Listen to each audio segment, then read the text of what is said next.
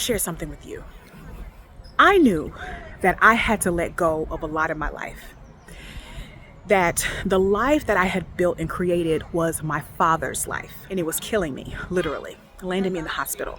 I had built a career. I was worth well over $500,000. I never told anybody this. There's only one person that knows this, but the world knows it now. I was worth well over $500,000, okay? And more.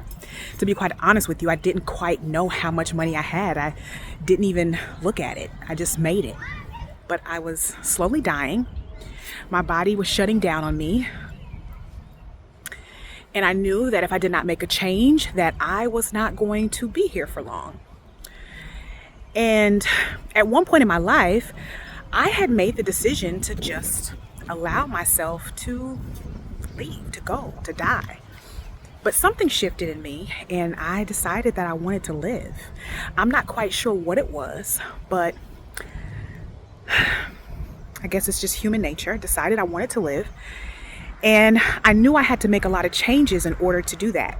One of the changes I was aware that I had to make was I had to let go of everything in my life that did not serve me, that did not bring me peace, ease, that did not allow my nervous system to be balanced. When I looked up after releasing all of those things, it was my entire life. It was the entire life that I had built for 20, 25 years. There was nothing in my life, very, very little, that honored me or anything that I wanted to take into this next season of my life. And that was very humbling, and it was scary when you are letting go of things and people and places, relationships, career, how you make your money. I stepped into a season of pure ignorance, boldly. I knew it was required of me in order to reach the next level, to lean into, to rest, and to experience the next level version of me, the iconic version of myself. But I wasn't ready for something that I experienced. What I was not prepared for was the shock to the system around what that would feel like, letting go of all of those elements. Now let's take it deeper. And that is the awareness that because I spent years building and creating a life that did not honor me, I had practiced not honoring myself. I had practiced that. So now that everything's open and empty and I can create whatever I want my life to be, it has been quite challenging because I've never practiced honoring myself. So how do I know what honoring myself looks like? Now, one thing that I use is measuring how I feel in experiences and relationships. That's very helpful. But when you're out creating, sometimes it's not that easy.